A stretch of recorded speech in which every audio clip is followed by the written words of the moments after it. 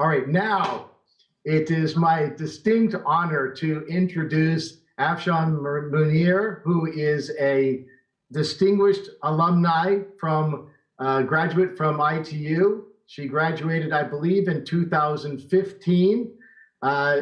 Before that, she was busy working in the business world, and from that point on, she continued working in the business world, working for some of the biggest companies you've ever heard of, like Canvas, Infotech, Symantec, and Google, to name just a few. She's worked at other places as well, but she is right now the CEO of Agile Staffing Solutions, which is very, very critical because, as you can imagine, staffing is a big deal that's happening in the world, and that world is changing quite a bit. Afshan, thank you so much for joining us today, and I would love you to take it away. Always a pleasure. Lovely energy, lovely audience. Thank you for having me. So I'll try to share the screen.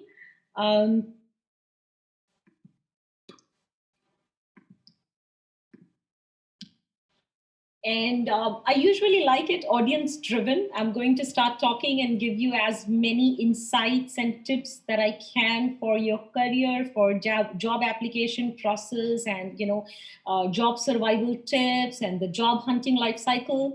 But then let's make it a little audience driven. Please don't be shy. Ask me questions. Every question counts. Every information is power. Knowledge is power. So that's what we are here for today. About me, like my friend said, I am an MBA graduate from ITU, and I do owe a big part of my success to ITU and the education system and the complete system out there. So I've been into VMS, vendor management system, trying to help Fortune 500 clients gather manpower to be deployed into IT systems, mostly softwares. And on the other hand, I'm also passionate to help job seekers. I get down to the job seeking level, helping them understand the resume articulation skills, the presentation skills, and the soft skills, in helping them clear interviews and get to the dream job that's waiting for you out there. IT is one industry that brings comparatively heavy and good pay rates with longevity. So I've actually had people start the career at 60, 70, 80K, and they are only growing to 120, 140, 180K after a year and two in the system, after their PMPs, after their 1 to 2 years of business systems analysis or testing tools and things like that.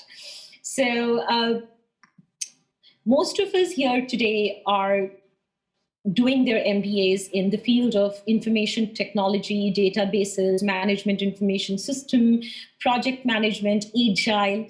And if we have to look at the IT market, it can be broadly classified under two segments, which is hardware and software. So today we'll try our level best to understand our chance of setting feet in the software industry, especially the techno-functional end of a software industry where the hiring is going crazy.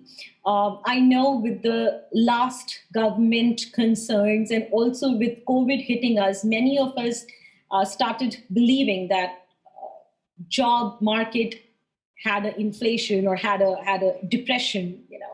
Well, the reality is jobs have only gone up. There is a gap. There's a general accepted protocol. There is a gap in number of openings versus number of applicants. We don't know how to reach them. They don't know how to reach us. We don't know how to reach the hiring managers. They don't know how to reach the IT job applicants. That's exactly where my company, Agile Staffing Solution, or forget about my company, there are many other companies like Strategism, Canvas, Infotech, InterSources. They try to sit down with each job seeker in helping them understand what to sell while talking to the hiring managers. Okay, so that's of course a very, very large area of concern.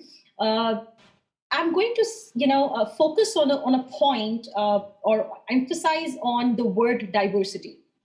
It's good and bad both. It's good because if I were to go for an interview tomorrow, the hiring manager is not expecting me to know all the enterprise tools that are used in Apple, Symantec, or Google. They know that I come from an environment where I have used Jira, Jira. It's an agile tool for 10 years. And now I'm interviewing with Apple that may be using Espresso as one of the enterprise tools. So what exactly is the hiring manager looking for? Hiring manager is looking for two very, very, very important things: openness and adaptiveness.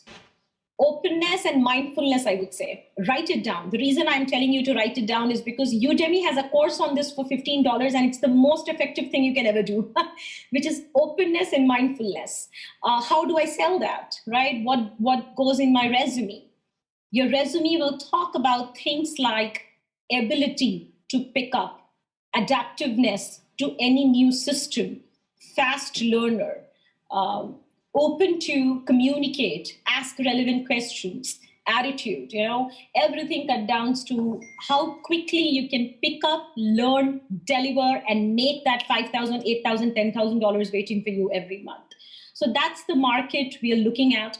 I have two sets of audience that I deal with in my career. The first are those people who have never worked in IT. They come to me for training and internship roles, entry-level roles, internship roles. And the second set of audience are those people who have actually worked in IT for 3, 4, 5, 6, 7, 8, 10 years.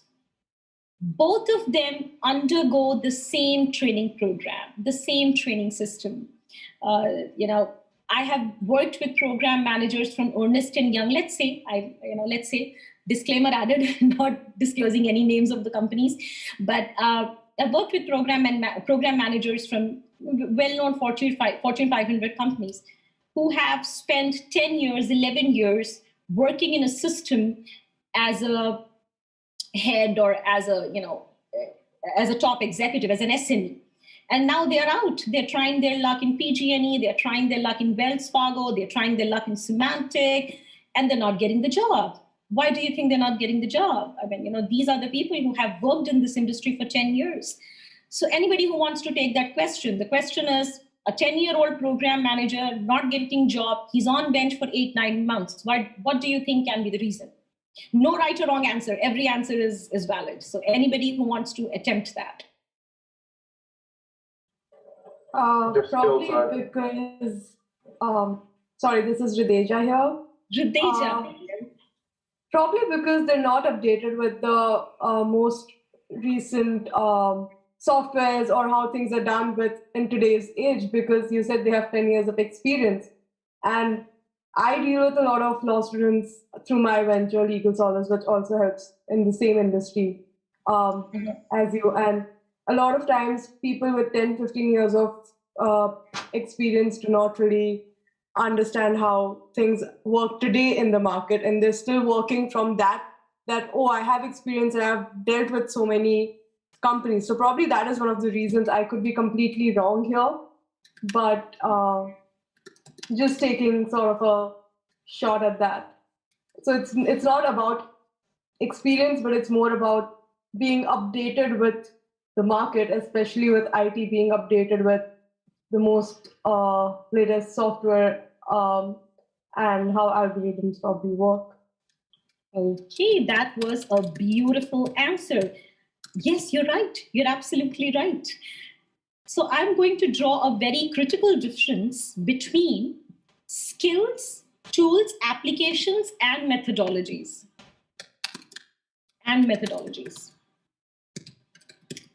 You are absolutely right. These program managers, directors, project managers have served a given system for 10, 11, 12, 15 years, and now they're out. They don't want to get updated. They will have to take Salesforce classes. They will have to sit down and learn PeopleSoft HCM. They have to open themselves for RUB. They have to understand what goes into Jira. And it's not that difficult. We're living in the era of Google and YouTube. Everything is just a click away. Smart skills, smart, very important. But on the other hand, having said that, none of the interviewers and hiring managers are going to ask you, please explain me, where do you open a new customer account in Salesforce and on which screen? They don't. You know what they're more concerned about? Of course, like we discussed, your attitude, which consists of openness and mindfulness, and in addition to that, methodology. So can anybody throw a little light on what is methodology? Anyone? The way you approach the learning process. I think there's a right way to learn something and a wrong way.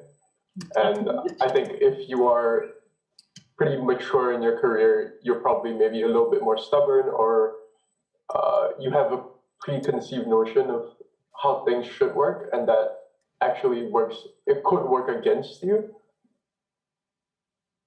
Agreed. Very well said. Ayan, did I say that correct? Oh, yeah. Okay. Actually, my kid's name is also Ayan. So, sweet. Very cool. Yeah, that's good. So you're right. Methodology is a process of approaching a given application. Your comfort level with applications determine your career and your sustainability at work. You can be anyone and everyone in the world, but your comfort level with the given application, how do you interface with the UI, with the user interface of the screen? How comfortable are you with the given environment determines your job security, sustainability, and your career chances. So I remember, I can't take the names, but I have been a project manager for quite a few projects, and there was one project I got selected for. It was an antivirus company, and I knew nothing about the product. The product was they were making antivirus for the laptops, and I know nothing about antiviruses. But they just hired me because I was acquainted with the agile manifesto. How many of us know about agile? We all do. Anybody who wants to unmute and add something on agile? Anything? So, the agile is Jennifer Lopez, I will agree. is it like a more efficient way to teamwork? Sorry, what was that? Agile mindset, is it like a more efficient way to do teamwork? More efficient way to do teamwork. Absolutely right. We have evolved from waterfall to agile. Of course, there's a lot that goes into it. No company is 100% agile. They will have a hybrid approach. But then we have evolved from waterfall to agile, so we can accelerate the deliveries in less time, which is maximum output, minimum input. But at the same time, the documentation, the black and white process, everything is honored the same way. So I got the job only because I was fluent with Agile Manifesto. I understood the significance of maintaining an agile methodology in the given environment and picking up things. Every hiring manager knows they will never get 100% matching job seeker as per their requirement. The day will never come. So the diversity is good if we know how to use it in our favor, if we know how to sell ourselves out there. So if you can tackle that part, you can get any hiring manager to give you the job offer. So that's what we're looking at. And I think when Rudeja answered, didn't update new skills, tools, applications, and methodology, there was also somebody else who was trying to unmute and talk. So I would love to take your perspective. So I'm going to go back, and I think one of you were trying to answer that question, the very first question I asked.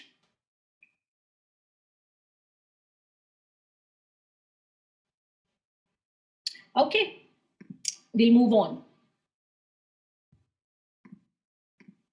Technology and emerging. This is the last thing I want to kind of cover. After that, I want to keep it more of question driven. Technology and emerging. I mean, it's really crazy that every day I get up to a new technology. Every day I get up to a new version of Salesforce, PeopleSoft, HCM, a new technology in QA and testing space. For example, people have used HP ALM for ages. People have used Selenium for ages. And one fine day, they get up to the news that Cucumber picked up. I think it's the same thing that goes in social media. We have grown with Facebooks all our life. And today, my kid finds it very uncool that I use Facebook. He's like, Mama, it's Instagram, it's Snapchat. What are you talking about? So they're more mobile driven. So I kind of thought I'm the cool one in the house. I know how to use Facebook, but guess what? I'm not. My kid is like, okay, Mama, it's mobile driven, it's Snapchat, it's Instagram. Can I get a mobile? I'm like, no, you are not getting a mobile. But thank you for teaching me how to use mobile app social media. So how are we going to keep up with that? How are we going to keep up with that? It's just not about, this one day that you sit on the laptop and you look at Workday. Workday is an HR tool and provides HR solutions on leading companies out there. SAP is also a finance HR tool, and you go to work and then you see these tools and you make peace with them. You fight, you play, and then you're like, okay, I know the tool, I know everything, and you're happy about it. And you come home, and 2 days after that, your manager tells you, oh, we are implementing a new tool, and that tool is as scary as it gets with all the abbreviations on the screen. And so how do you think you are going to cope up with that environment? And any example that comes to your mind about that?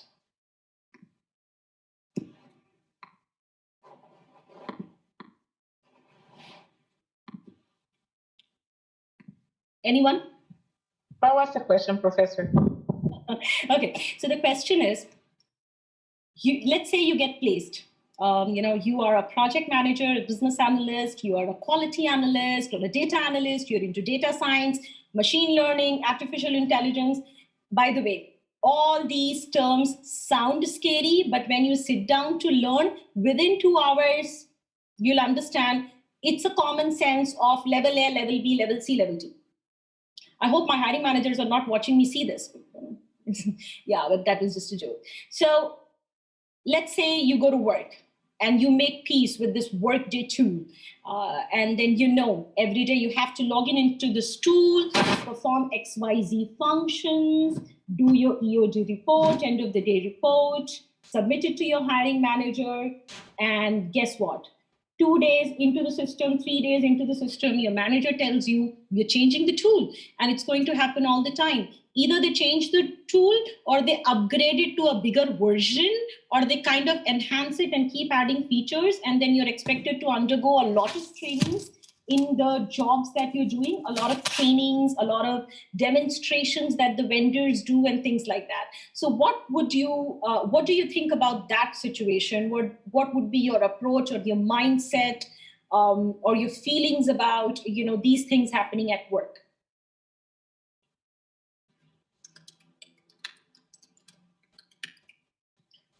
Same thing, my kid, I have been using Facebook all my life, but my kid expects me to use Instagram and Snapchat because guess what? Mama is not cool. And I had to. So what would be your take in a situation like that? Very practical. It's going to happen. It's out there. These situations are out there, and I get calls from my job seekers, my candidates every single day, informing me about how they are coping up with the change, which is going to happen every hour. And in addition to that, they also call and tell me, Afshan, you placed us for this digital wallets project, but they're asking me to write test plans and test cases. I'm like, wow, yes, you're going to do it. You're going to do everything you can to survive this internship. You are going to make coffee for your manager. You are going to do the test cases and test plans because you need to survive this internship before you can get into the big foot of, 180, 160, 140K. So what do you think about these changes in the field of technology?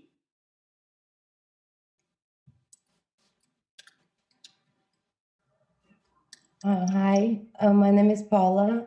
Hi, Paula. Hi, I'd like to say that I think nowadays we need to be open to the changes that for sure are going to happen every day, especially in technology. I think this is the goal, right? To find something better every day. So, and as you said, we have everything on Google. So it's easy to learn every new tool. It's just to have some time to study, and we need to be able to learn it and to be open-minded to the new tools, because that's what is happening, right? It's changing every day. That was so beautiful and so emotional because it's like music to my ears. This is exactly what I'm saying in my orientations every day. And some of them tend to argue, and I love them. I love everybody. But you're such a sweet soul for saying that. Thank you. Absolutely. Find something better. That's what we're doing. I have been using Workday HCM for all of my life, but now it is upgraded to version 6.3 with XYZ features. What am I going to say to my manager? That I'm not going to learn? No, I'm going to show up for the training. I'm going to play with the new features. I'm going to upskill myself, keep enhancing, keep learning every day, every minute, every hour. That one mindset, that one feature, that one setting in your mindset is just going to open doors for a lot of possibilities. I often, go for talk shows and segments, and also I'm a regular on, Radio Zindagi and Radio Mirchi. So I often start off my speech with openness and adaptiveness, and people are like, "Oh my God," But practically, that will get you the job. That will get you the job. That will help you survive. That will help you secure a career. So that was very beautiful, Paula. Thank you so much. Thank you. Welcome. Okay, so that was about an overall process or an overall lookout to the job hunting process in a nutshell. In addition to that, it can be agile staffing solutions, or it can be Canvas Infotech, it can be strategism, it can be any of the companies out there that you choose to go to. They excel in helping you break down the job description into smaller chunks and prepare for it better by offering you a one-on-one consultation before every interview. There is a huge classification of job seekers approaching these companies, the traffic approaching these companies.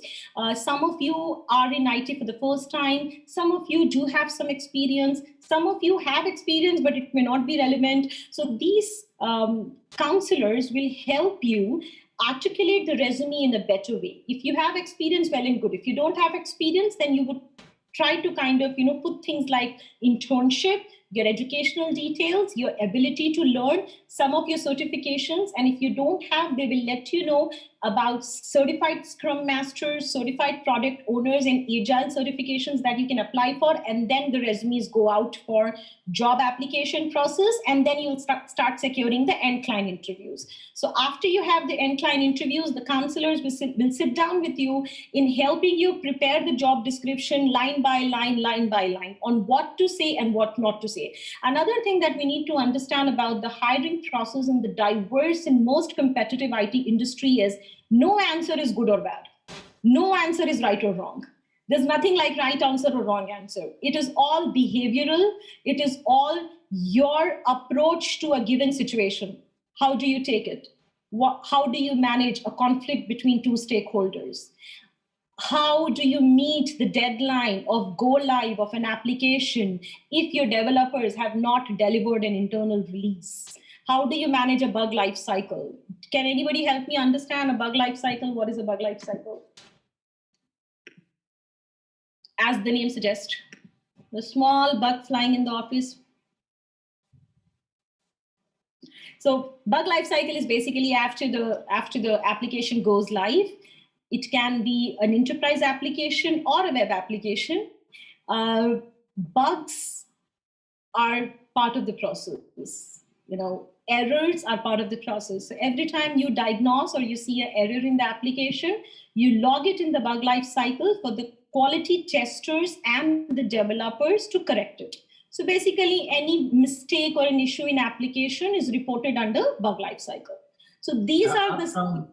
Afshan, I'd love to ask some questions because you're taking us through kind of the, almost in a way, how to get a job, right?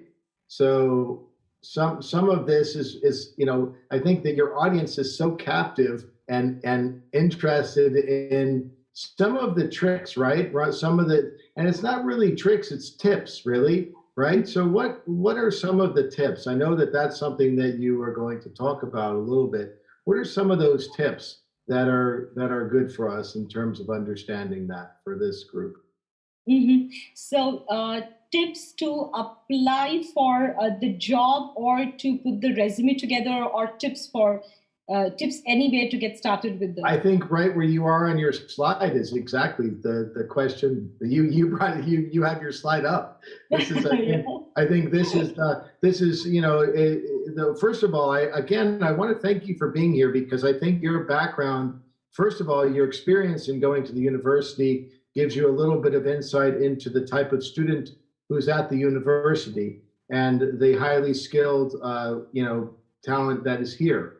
And the ability to be able to work in an agile environment and to understand how to be viable in the workplace and how to be adaptable.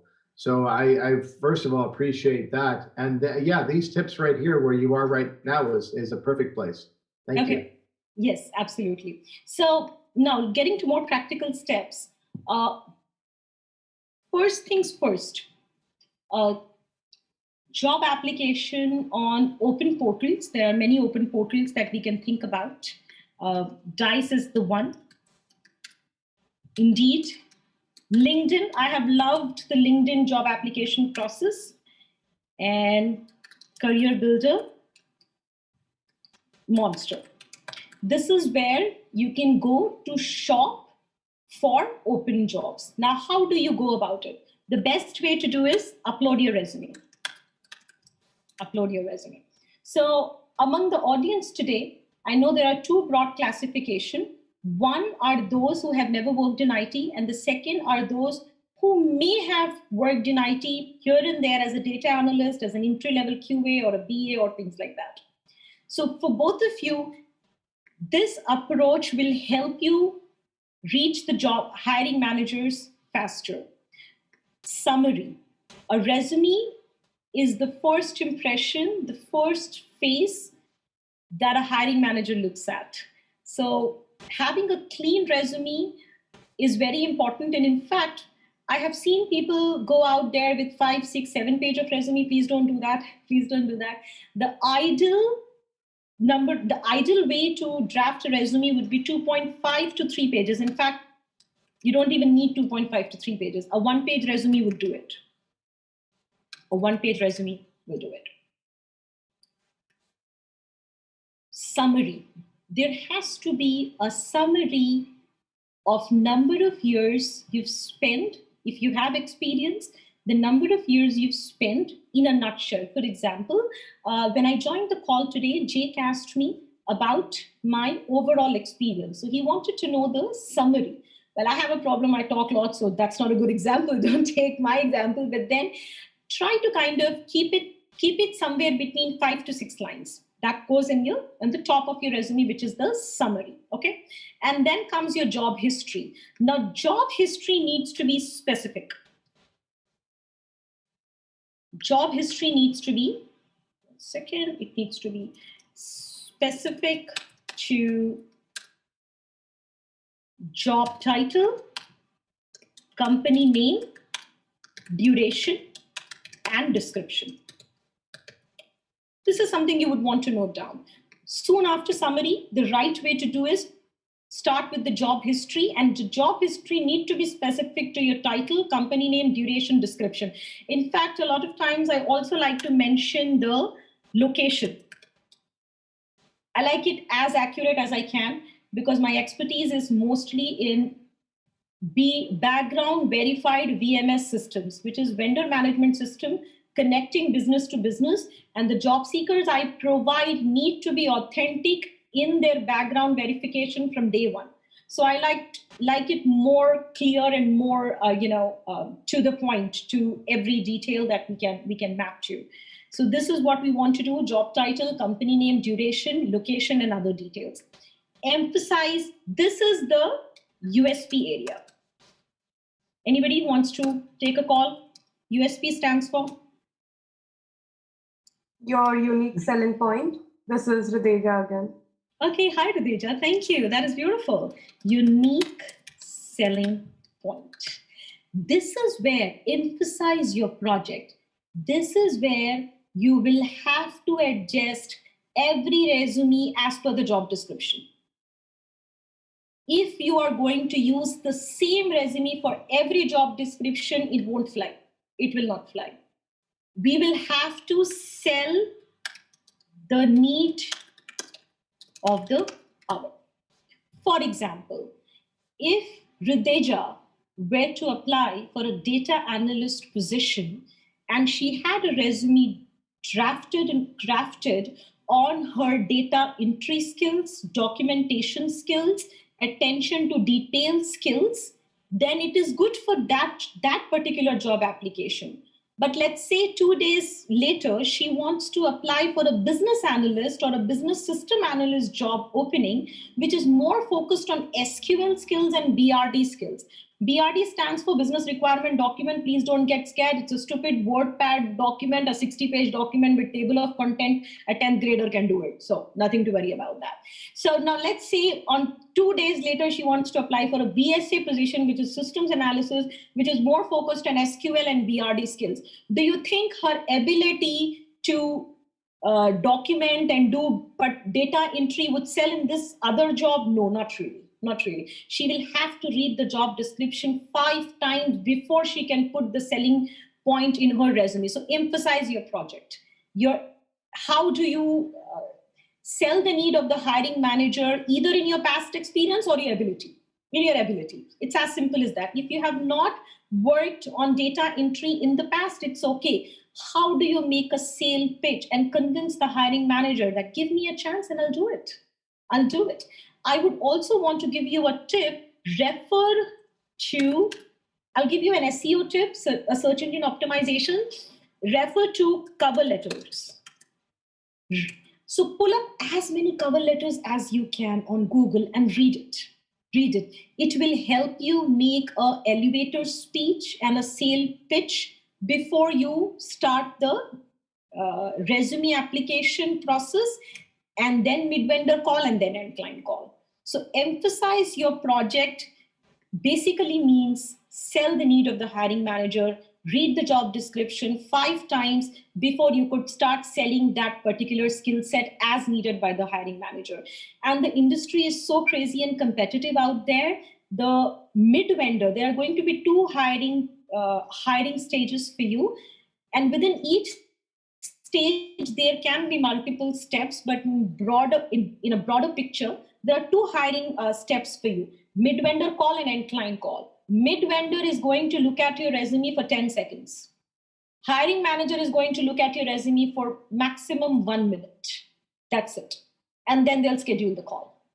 So that's the competition out there. How do you make a sale in 10 seconds and 1 minute? And yes, I hear myself when I say make a sale. We are going to sell there. So customize your resume for the job. Why? This can be interrelated to emphasize your projects, but I would rather like to classify it as why should I be the choice? Now, a lot of us get confused in this point.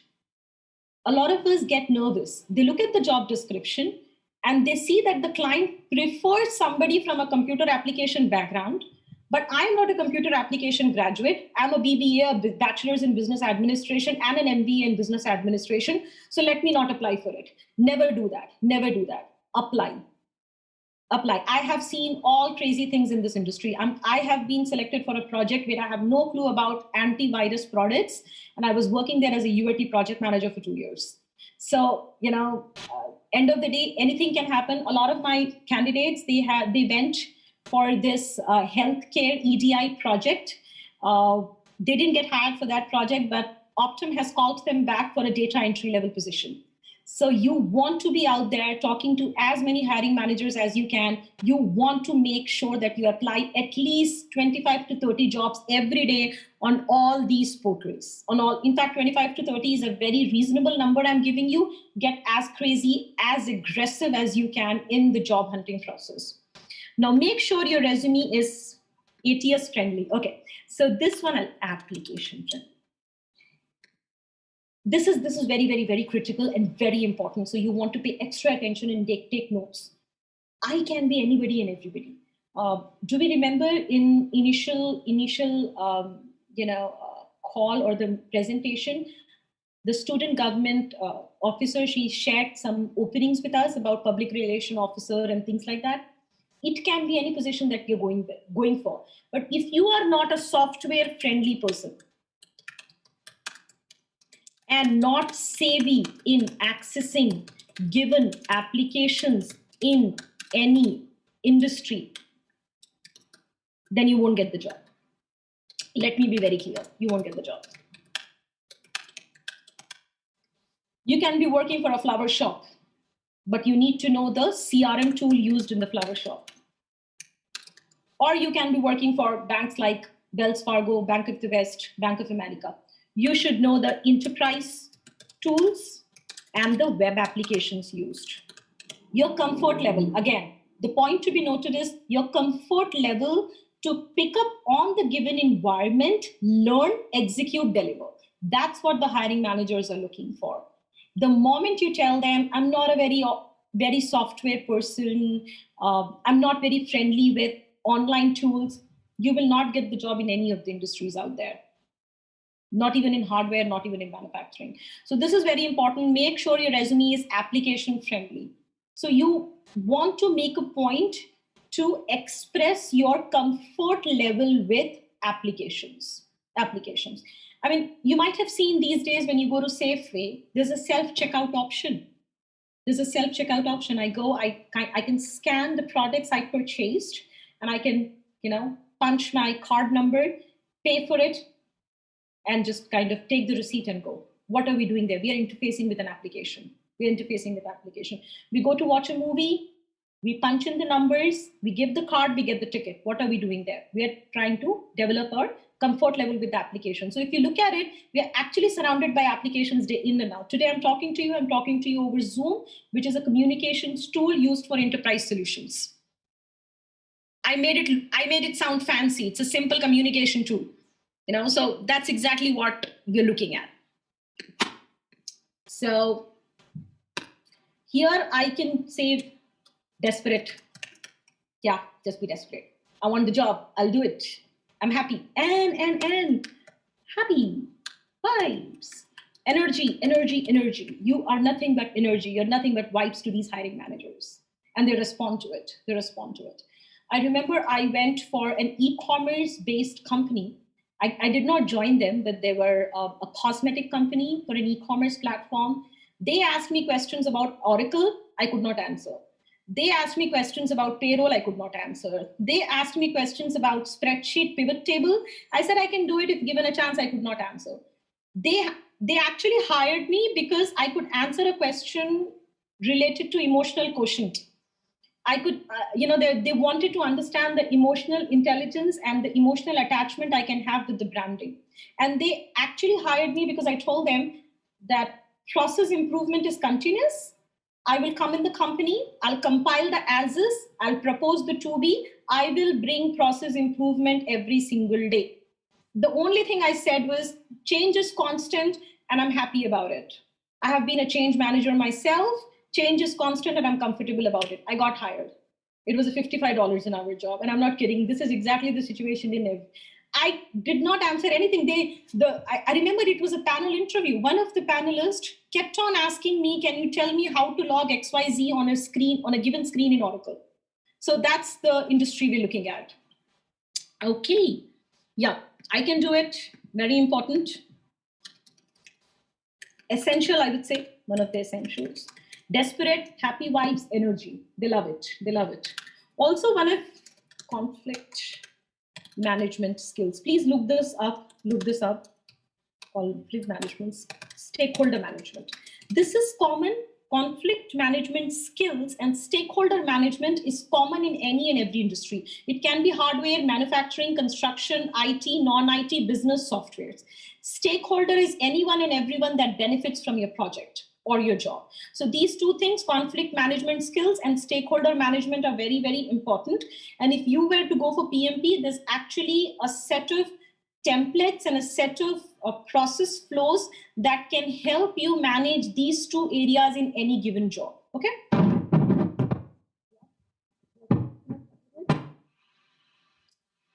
Correct. So the career path that most of you are looking for soon after you graduate is internship, contract positions, full-time hire. That's the career path that you're looking at. Internship, contracts, and full-time hire. A lot of times people also get hired for full-times right from internship. Internships can be of two types, paid or non-paid. If you get into a non-paid internship role, please write down this advice. Do not stop the job hunt. Don't stop the job hunt. Keep hunting. If you get a project, pick it up, do it, but then set 2 hours, 1 hour a day aside. You can get up early in the morning, but keep applying.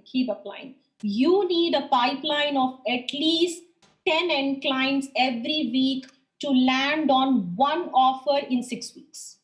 10 end clients every week, 10 interviews every week for 6 weeks to land on one offer. But it's not that easy. When I give that number, people hardly get 2-3 end clients per week. So that's why it may take 8, 12, 16 weeks for you to get a job. Okay? And of course, Dice Indeed, LinkedIn Career Builder, Monster. My favorite is Dice and LinkedIn. And my approach is D2D, which is door-to-door marketing.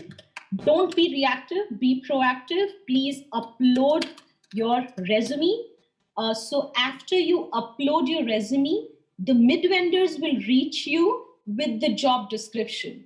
And when they give you the job description, you tell them, hey, give me an hour, let me update my resume. It's a very common practice. It's a very standard practice in the market that every job seeker will get a space to update their resume before they can make a final application. So you tell them you need some time to update, and then you update it with the emphasize your project, customize your resume for the job, make sure your resume is application friendly. So you then update it with all these pointers and give it to the mid-vendor who will push it to end client, and end client will get you the final interview.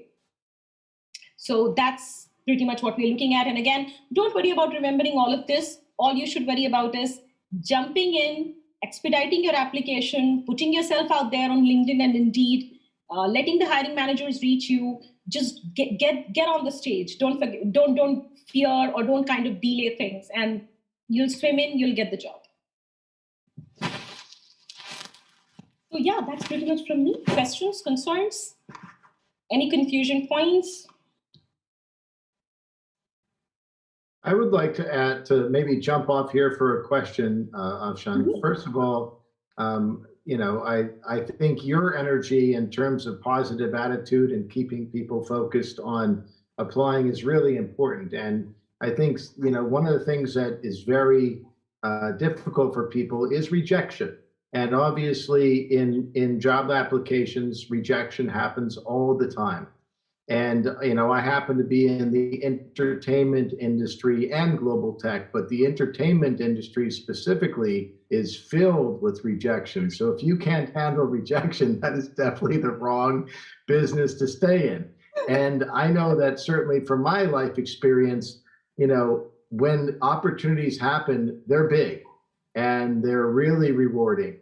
And so in terms of that, the concept that you're saying is, even if you don't have the skills, you have the ability with other skills to acquire new skills and to not let somebody know that you're not willing to take on the job.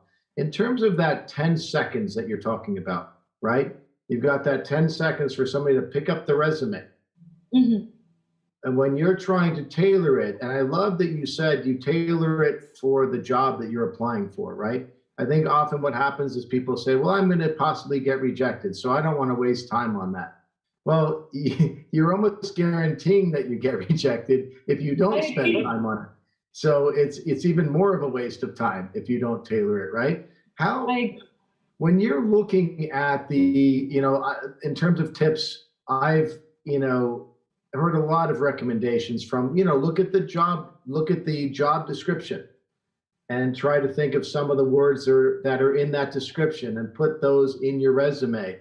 Yeah. What have you noticed in terms of maybe some software that is maybe scanning resumes and other things that are used to scan resumes, how do you get yourself kind of to that sweet top spot?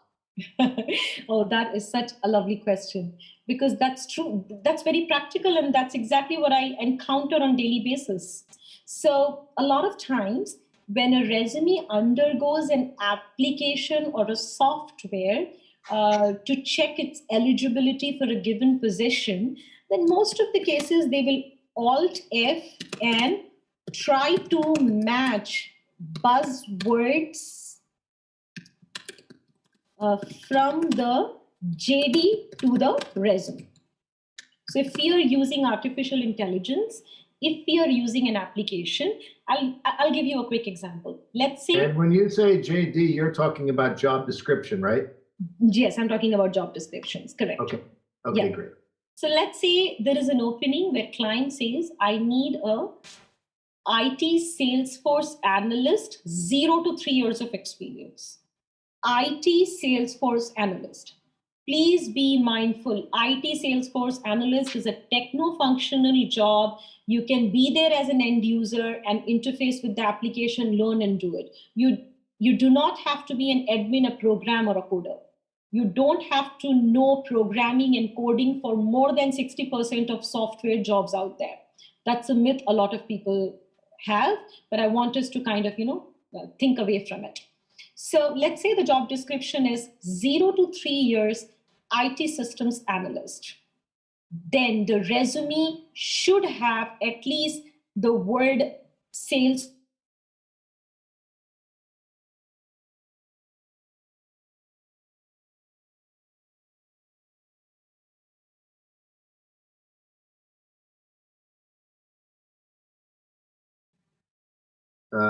Is anybody else not able to hear? I think she froze up. Is I can't hear her either.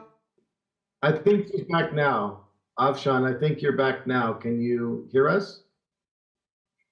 I think there's a little internet problem. Let me try. We can hear you now, though. You're good. You were just talking about the JD to the resume. I have to. Yeah, maybe if you can bear with me, I'll get the hotspot because. Sure. Yeah, and I can while Afshan's getting to a better internet location, I've hired literally hundreds of people and been involved in a lot of hirings and obviously given recommendations and been called by hiring managers all the time. And it's almost like when you apply to a university, right? You're telling a story about who you are. And maybe you don't fit everything that university needs, but you have a special circumstance. I think there are things that make you stand out as an applicant. Certainly experience is very, very critical, right? I think she's going to rejoin. Experience is very, very critical. The other thing that's very important to think about here is that networking is very, very critical. And Afshan didn't talk about that yet. That's a question that really I think I might ask her when she comes back. But there are a lot of jobs in my field of interest where if you don't know somebody, your chance of getting the job is actually very, very small. The advantage that you have at ITU is most of the faculty are working professionals. And a lot of your colleagues, right, the other students, are doing internships. So you have a resource with your faculty, you have a resource in terms of the network within the student population. But again, you're still competing against people who have similar access, right? So the reality is you still need a lot of these resume skills and some of these application skills that Afshan's talking about. The other thing that's really important is continued learning, right? So if you don't know a skill and this is a field you want to go into, take a class, acquire that knowledge. If you're seeing that you need to get a certain skill to be able to get a certain job, well, you need to get that skill. And even if you don't have it yet, you could talk about how you're studying, right? And I think there are very specific things that you can do to bolster. In terms of the making sure that you're applying for a job and making sure that your resume is tailored to that, in that summary section, right? So I work in two different worlds. I don't really apply for jobs, but if I were to apply for jobs, I would have a resume for the world of academia, right? So the world of teaching. And then I would have a resume for the world of either entertainment or tech, right? And I would tailor my summary in that realm, right? And so I would focus it. They would not be the same. My cover letter would not be the same. My cover letter also would highlight things that are relevant to the job. So not only would you put in the keywords in your resume, you would put in those keywords or key points in the cover letter, right? So something of, while my resume goes into more detail, I'd love to highlight a few things, blah, blah, right, in the cover letter.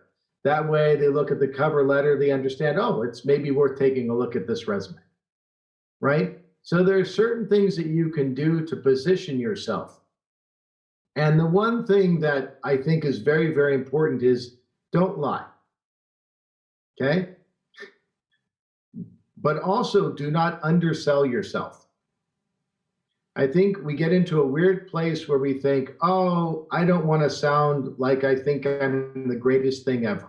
Well, if you're really qualified for a job, you are the greatest thing ever. You're exactly what they want.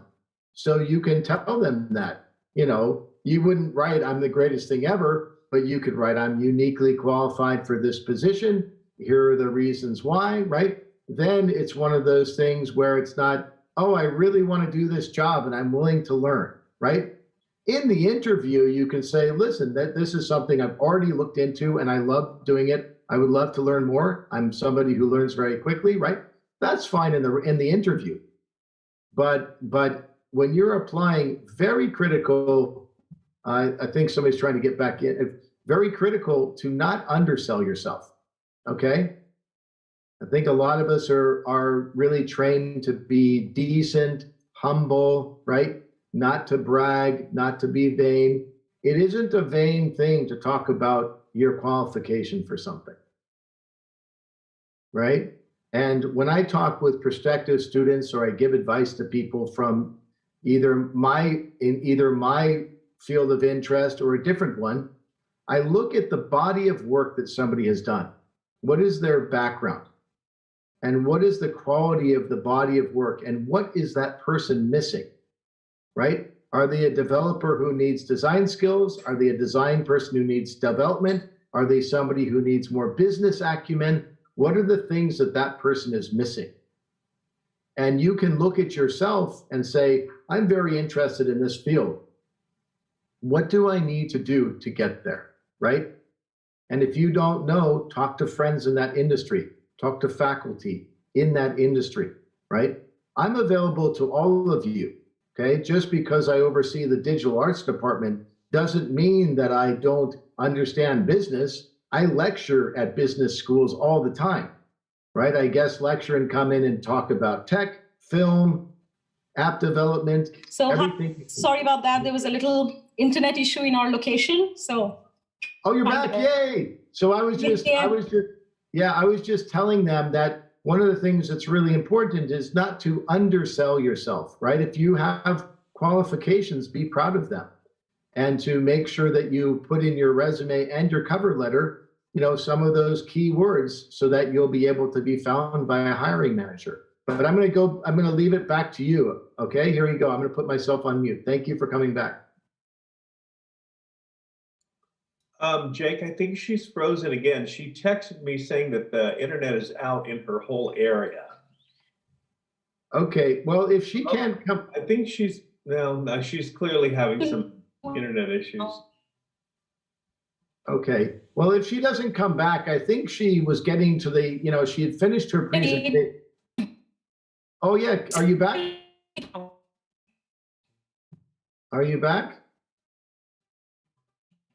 maybe you can give her my phone number and she can call my cell phone, and then she can talk through my cell phone. That Okay, I'll do that. Okay.